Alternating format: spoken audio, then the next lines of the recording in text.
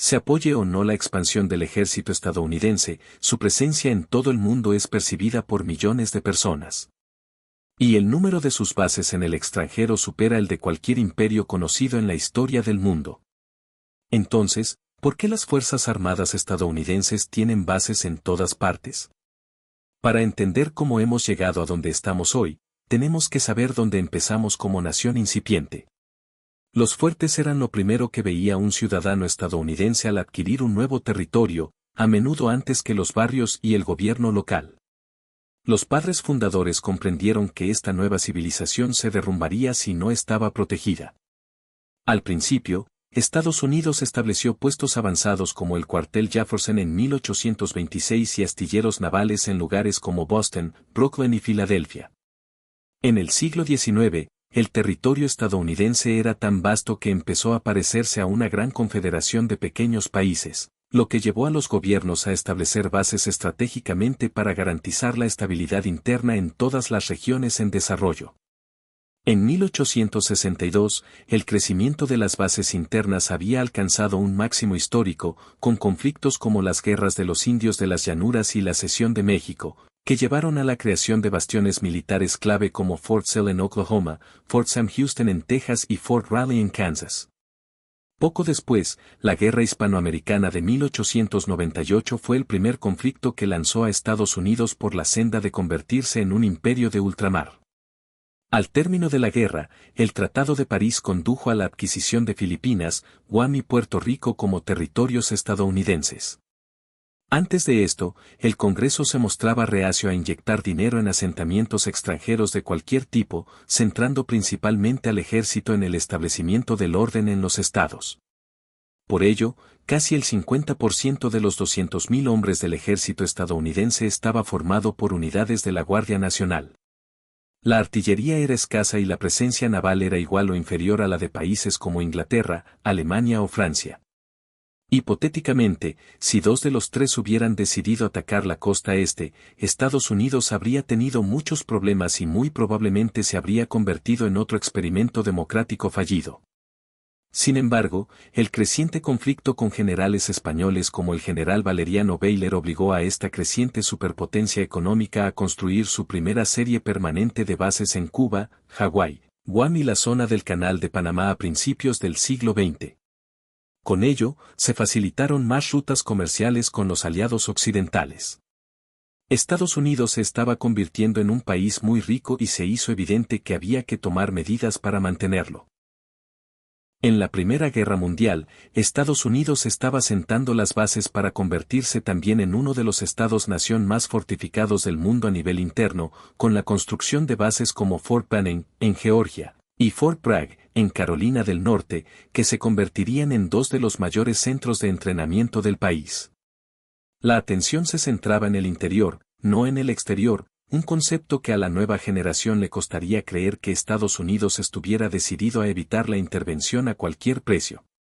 Es importante comprender que hasta finales de la década de 1930, la gran mayoría de Estados Unidos estaba compuesta por aislacionistas, lo que significa que preferían implicarse solo económicamente.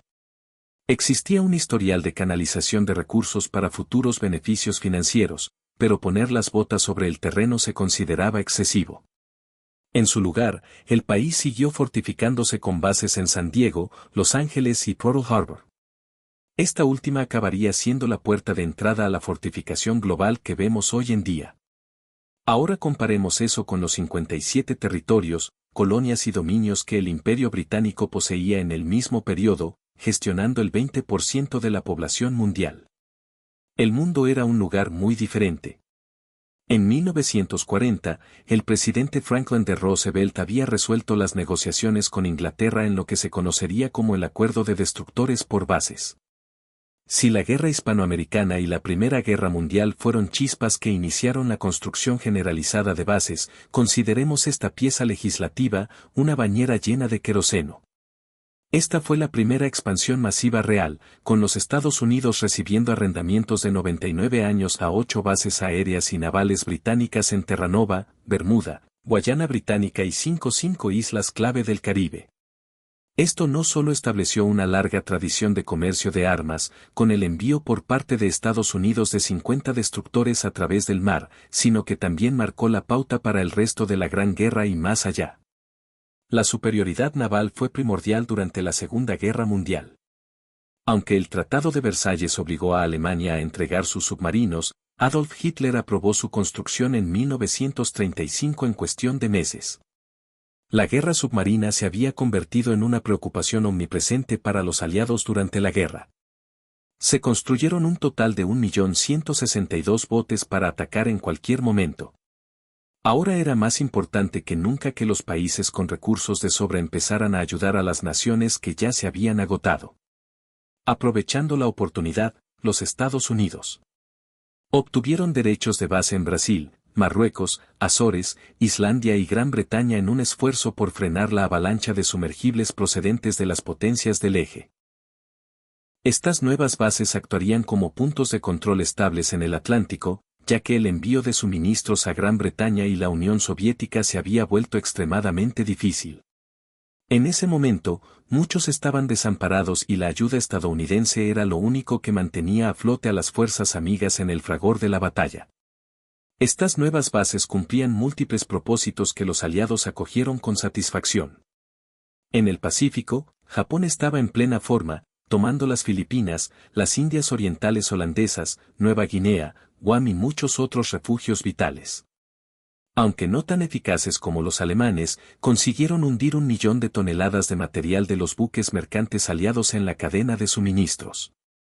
Estados Unidos reaccionó rápidamente, estableciendo más bases de infantería y bombardeos en Australia, Nueva Zelanda, Gran Bretaña, Norte de África, Italia, China y algunas islas del Pacífico.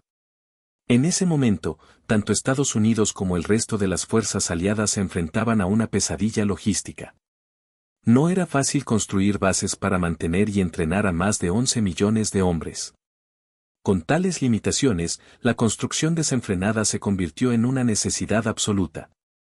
También fue el comienzo de las bases conjuntas, en las que los aliados compartían la carga de proteger los puestos necesarios para cuando llegara el momento de contraatacar. Así nació Estados Unidos. La bendición económica del mundo. Cuando las potencias del eje fueron finalmente eliminadas el 2 de septiembre de 1945, los aliados se encontraron con una oportunidad única. En cierto sentido, había que reconstruir la civilización.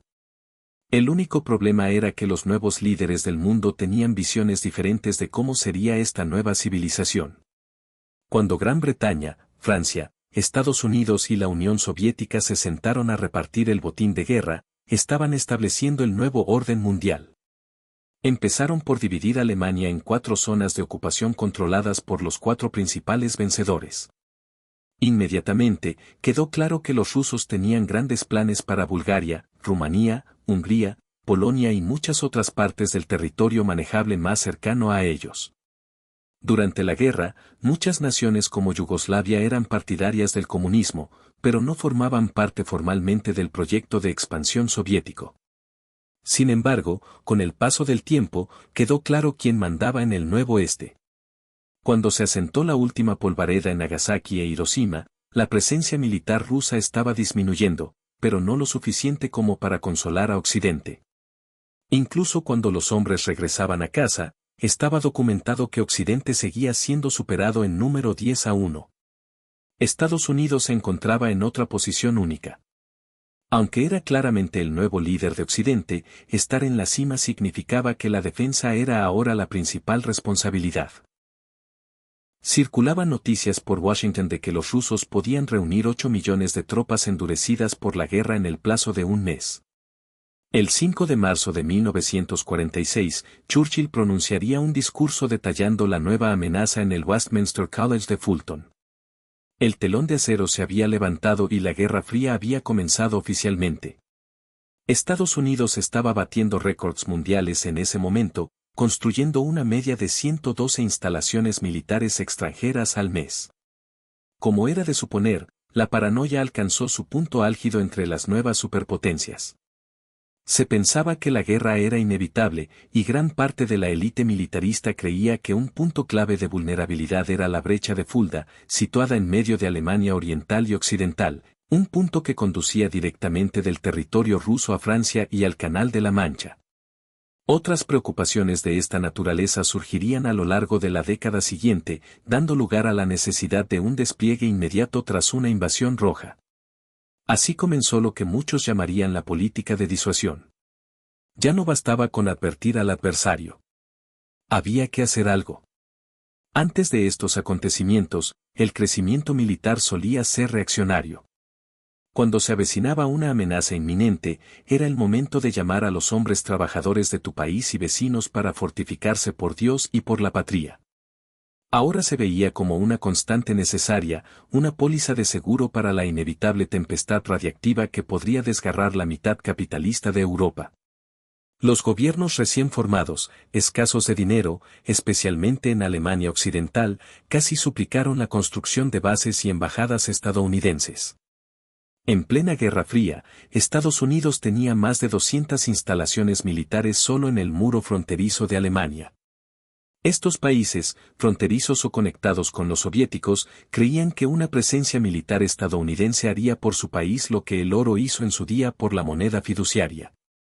Cuando los bárbaros estuvieran a las puertas, podrían recurrir a las legiones para preservar el legado occidental. La necesidad no era diferente en Asia Oriental. En las décadas siguientes estalló la Guerra de Corea y se reforzó la alianza con Japón. El Mando Aéreo Estratégico, SAC, de las Fuerzas Aéreas de Estados Unidos aumentó el número de bases de bombarderos de 19 a 30. En ese momento, el objetivo era mantener la paz en la región. En ese momento, el objetivo era asegurar el mayor territorio posible. La mayoría creía que la guerra podía significar la muerte de millones de civiles y posiblemente el Armagedón total. Se construyeron bases en Groenlandia, Libia, Inglaterra, España, Marruecos, Corea y Filipinas. Sin embargo, cuando los soviéticos mejoraron su defensa antimisiles, muchas de estas zonas de lanzamiento quedaron obsoletas.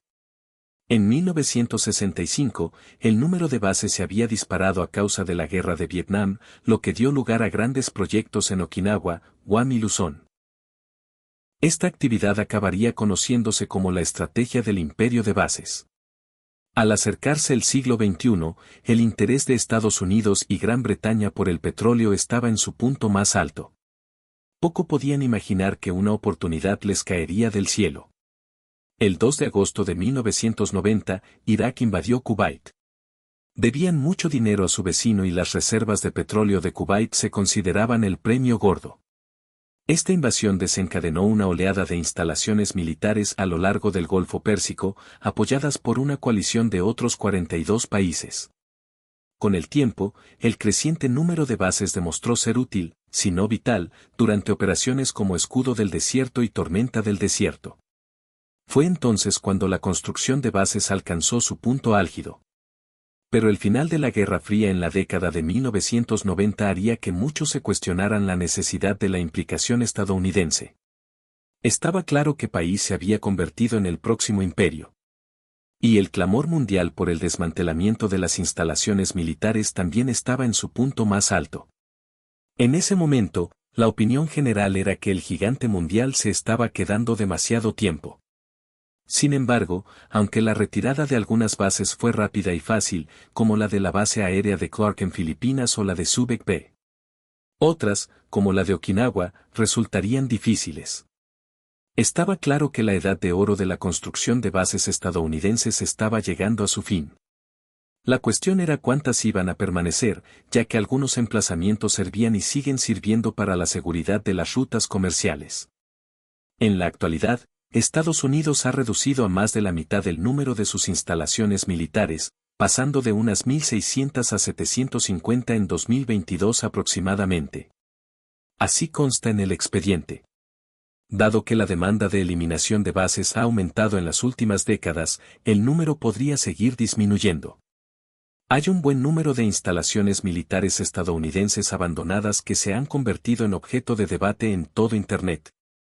Algunos ejemplos son los fuertes de Moncel, construidos en Támesis y Mersey para proteger al Reino Unido en la Segunda Guerra Mundial, el atolón de Calama, construido para almacenar armas químicas, y la bahía californiana de Suisun, que alberga lo que se ha dado en llamar la flota de barcos fantasma.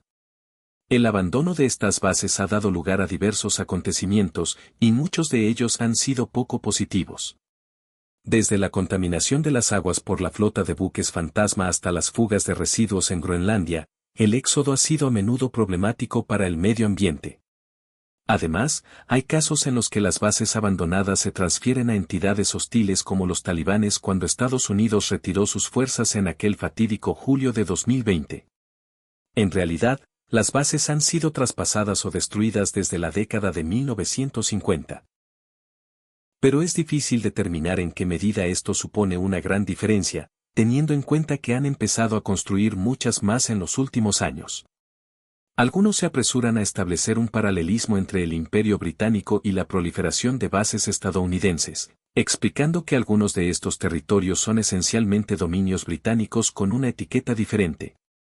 La creencia es que ambas naciones se pasaron la antorcha al final de la Segunda Guerra Mundial. Es importante señalar que Gran Bretaña sigue teniendo 145 bases repartidas en 42 países. China tiene muchas, pero la mayoría están dentro de los límites de una anexión agresiva. Y Rusia posee 21 estaciones notables. Muchas están en territorios balcánicos y eslavos. Esta es una forma interesante de enmarcar la dinámica, pero la situación parece ser un poco más gris. Aunque, según los informes, Estados Unidos ha reducido el número de bases, el número de países que las albergan se ha duplicado, pasando de 40 a 80 países en las últimas 3 décadas.